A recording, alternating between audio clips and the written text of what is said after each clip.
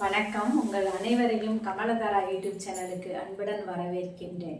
இன்னைக்கு நான் உங்ககிட்ட ஒரு நல்ல விஷயத்தை தான் பகிர்ந்துக்க போகிறேன். என்ன அப்படின்னா, நம்ம எல்லாமே பெருக்குவோம். சிலருக்கு காலையிலே பெருக்கிடுவோம். வீடெல்லாம் சுத்தம் செஞ்சும் போது சாயந்தரம் 6 மணிக்கு மேலே அதுதான் யாராவது வர்றாங்க, நம்ம வீடு நீட்டாக இருக்கணும் அப்படின்னா நம்ம என்ன பண்ணுவோம்னா, பெருக்குமாரை எடுத்து நல்லா க்ளீன் பண்ண ஆரம்பிச்சிடுவோம். ஆனால் அது தவறு. 6 மணிக்கு மேலே வீட்டை பெருக்கக்கூடாது, சுத்தம் செய்யக்கூடாது. எது பண்ணினாலும் 6 மணிக்குள்ளேயே பண்ணிடணும். அதே மாதிரி சில பொருள்களை 6 மணிக்கு மேலே நைட்டு எடுத்துக்கக்கூடாது. லக்ஷ்மி கடாட்சம் இல்லாமல் போயிடும்னு சொல்லுவாங்க. என்னென்ன அப்படின்னா, கட்டி தயிர் எடுத்துக்கவே கூடாது நைட் நேரத்தில். பாவக்காயும் எடுத்துக்கக்கூடாது நைட் நேரங்களில். இந்த மாதிரி நிறைய விஷயங்கள். கீரை எடுத்துக்கக்கூடாது நைட் நேரத்தில்.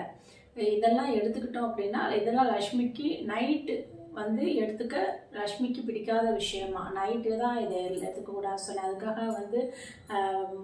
பாகக்காய் அதெல்லாம் சாப்பிடக்கூடாதுன்னு நான் சொல்லலை.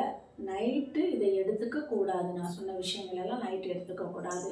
6 மணிக்கு மேலே வீடை சுத்தம் பண்ணக்கூடாது, வீடு துடைக்கக்கூடாது. ஏன்னா அந்த காலத்திலலாம் பார்த்தீங்கன்னா 6 மணிக்கு மேலே விளக்குமாரே கையில் எடுக்க மாட்டாங்க. குப்பையை கூட கொண்டு போய் வெளியே கொட்ட மாட்டாங்க. குப்பைகள் எல்லாம் அது மட்டும் இல்லை, நான் எல்லாம் சின்ன குழந்தையா இருக்கும்போதும் சரி, இது வரைக்கும் சரி, மாசப்பிறப்பு அன்னைக்கு இந்த சித்திரை 1 தை 1க்குலாம் காலையிலேருந்து நைட்டு வரைக்கும் கரும்பெல்லாம், தைக்கெல்லாம் பார்த்தீங்கன்னா கரும்பெல்லாம் திம்ப நிறையா குப்பை சேரும்.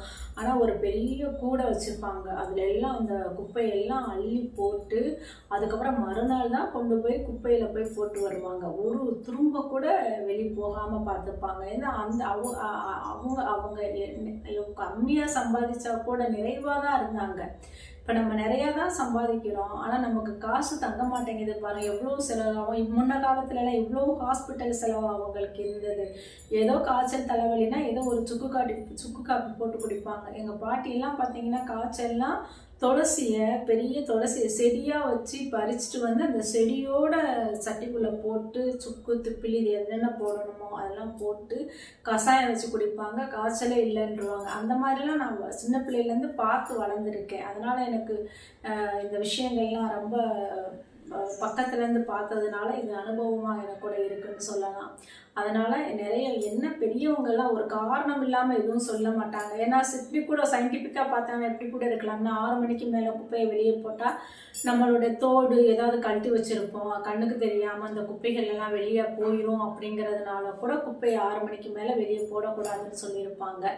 ஆனாலும் அவங்க பெரியவங்க சொல்கிற விஷயத்தில் எதுவுமே ஒரு காரணம் இல்லாமல் இருக்காது. அதனால் அவங்க என்ன சொன்னாங்களோ அந்த வழிமுறையோடு கேட்டு நம்மளும் அதை செஞ்சுக்கிட்டு இருந்தோம்னா அது அப்படியே நல்லா தான் இருக்கும். லக்ஷ்மி வாசம் செய்வாங்க நம்ம வீட்டில் அப்படின்னா, நம்ம சில இரவு நேரங்களில் சில பொருட்களை தவிர்க்கணும். அப்புறம் யாராவது 6 மணிக்கு மேலே மோர் தயிரெல்லாம் தானம் பண்ணக்கூடாது, 6 மணிக்கு மேலே கொடுக்கக்கூடாது அப்படின்னு சொல்லுவாங்க. இது எல்லாமே லக்ஷ்மிக்குரிய விஷயங்களான லக்ஷ்மி இப்போ லக்ஷ்மியை நம்ம வீட்டில் உட்கார வைக்கிறதே பெரிய விஷயம். ஏன்னா நமக்கு லக்ஷ்மி நோட்டில் தான் சொல்கிறேன், வருது அப்புறம் செலவாகுது, வருது செலவாகுது. நல்லாவே சம்பாதிச்சா கூட, எவ்வளோ சம்பாதித்தாலும் இவ்வளோ சம்பாதிச்சா கூட அதுலேயே ஒரு 2 ரூபாய் 4 ரூபாய் மிச்சம் விழுகணும் இல்லை. நம்ம வருமானம் எவ்வளவோ அதையும் தாண்டி செலவுங்கிறது இருக்கக்கூடாது இல்லையா. இன்றைக்கி பார்த்தீங்கன்னா இங்கே இப்போ ஹாஸ்பிட்டல்லாம் பாருங்கள் எவ்வளோ கூட்டம், ஸ்கேன் சென்டர்லாம் பாருங்கள் எவ்வளோ கூட்டம் அலையும் போது. இன்றைக்கி பாதி பேர் வியாதிகளோடு தான் நடமாடிக்கிட்டு இருக்காங்க. மாத்திரை இல்லாமல் இல்லை.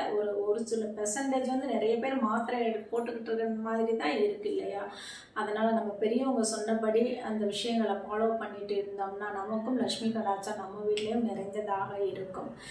இந்த கமலதாரா யூடியூப் சேனலை சப்ஸ்கிரைப் பண்ணுங்கள், லைக் பண்ணுங்கள், ஷேர் பண்ணுங்கள். மீண்டும் ஒரு பதிவில் உங்களை சந்திக்கிறேன். நன்றி.